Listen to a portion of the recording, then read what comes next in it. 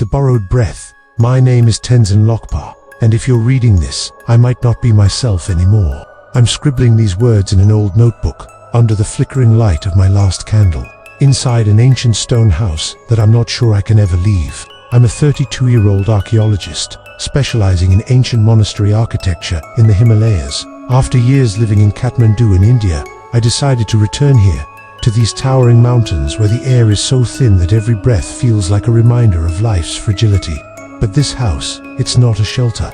It's something else, something that's slowly borrowing my breath, and perhaps my soul too. It all started a few months ago, on a late autumn afternoon in Kathmandu. I was sitting in a small tea shop, flipping through old documents about border relics between Nepal and Tibet. An old friend, a mountain guide named Sherpa Mikma, told me about the House of Borrowed Breath. He whispered it, as if afraid someone might overhear. It's an ancient stone block, isolated on the northern slope, over 4,500 meters up. No electricity, no signal, just wind and snow. But inside, it's always warm when someone's there. The locals avoid it because they believe the house borrows the breath of those who stay too long. In exchange for warmth, you lose your most precious thing. I laughed it off, thinking it was just superstition. As a scientist, I'm used to such tales. They often hide interesting architectural secrets, like natural ventilation or heat-retaining stone.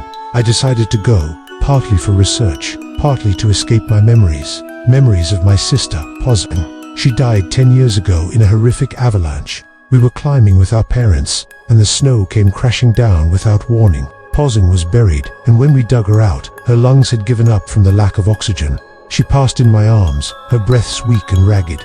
Since then, I've suffered from anxiety-induced breathing disorders. Every night, I count. Inhale 1, exhale 2, inhale 3. It helps me feel in control, that I'm not like Tenzin, that I'm still alive. If I stop counting, I fear I'll drift away, just like she did. The journey to the house took 3 days. I rented a yak from the village at the base, packing my notebook, measuring tools, dry rations, and a weak battery flashlight. The trail was treacherous, with winds slicing through like knives and the thin air making my head buzz. On the second day, I met old lady Dorje, the passkeeper. She lives in a tiny hut by the cliff, always wearing a woolen face mask that hides everything but her deep-set eyes, like two black voids swallowing the light.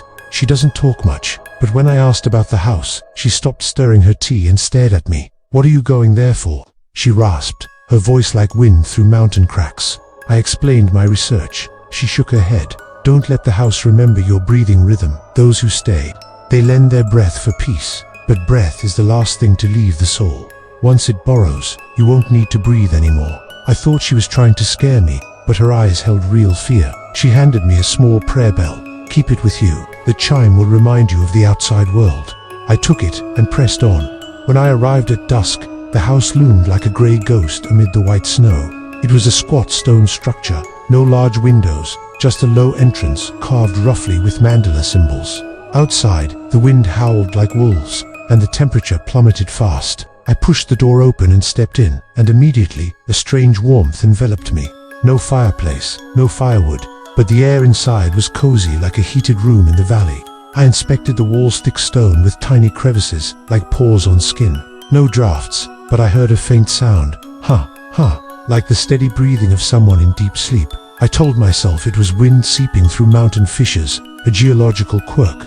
I cleared a corner, unrolled my sleeping bag on the stone mat, a flat slab worn smooth over time. There was a faint indentation on it, like the imprint of a body that had lain there for days.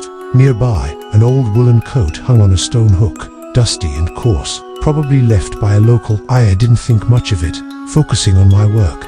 On the first day, I measured the house's dimensions, noting the wall etchings. They were ancient Tibetan script, repeating the mantra Om Mani Padme, a prayer for enlightenment. The thin air tired me quickly, but the indoor warmth kept me from venturing out long. I had a simple dinner, dry bread and tea, then lay down. That night, I counted my breaths. Inhale 1, exhale 2. The wind raged outside, but inside was oddly silent.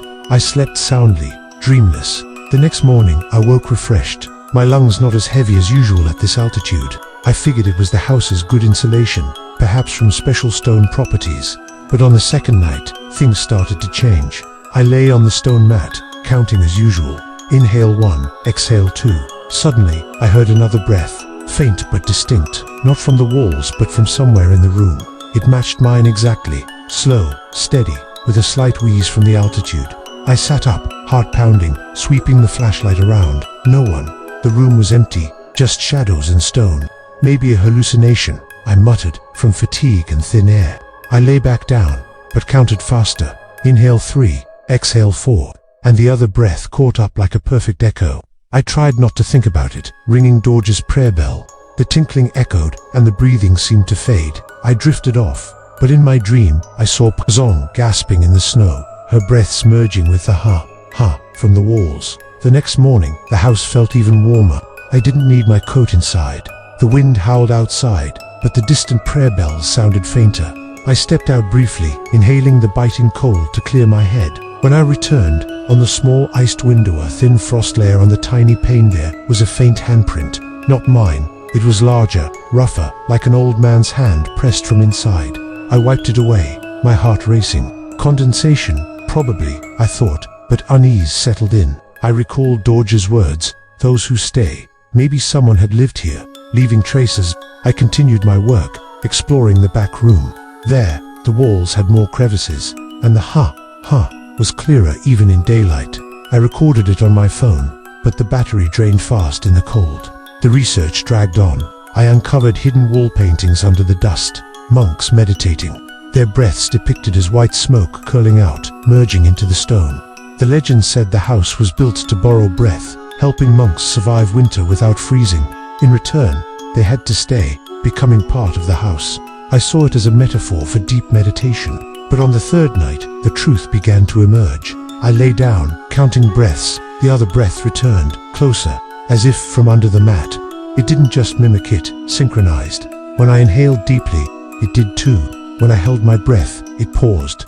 My heart raced, but strangely, no panic. A peaceful feeling spread, like being cradled.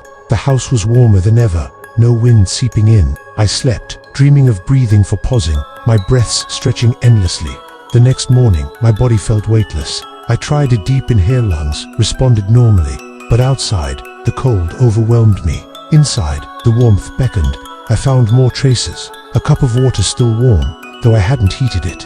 A long strand of hair on the floor, not mine. I rang the bell, but the chime was feeble. On the fourth night, the breathing echoed from everywhere. Identical to mine. I tried to leave, but snow fell thick, wind fierce. I returned, lay down. This time, I felt no need to count. My lungs breathed automatically, steadily. I tried to hold my breath, couldn't. My body kept going, as if controlled externally. No pain, just absolute comfort, like eternal sleep. I stayed longer than planned. How many days, I don't know. Phone dead. Sunrises blurred through snow. The house grew warmer, quieter. No wind, no bells. Just breaths, mine and its. Sometimes I heard two rhythms, one mine, one familiar, like pausings. I stopped counting. Today, I write this, hands trembling. On the window, two handprints, one mine, one strange. I try a deep inhale, lungs don't respond. The house breathes for me. It remembers my rhythm, giving me peace. But I wonder, am I still me? Or have I become one of those who stay? I hear Dorje approaching, her footsteps heavy in the snow. She places her hand on the wall, listening. Inside, two breaths, one familiar, one new. The house has learned another breath, and I'm not sure I want to leave. The notebook ends here, with the final pages torn out, leaving only smudged ink and faint handprints etched into the paper.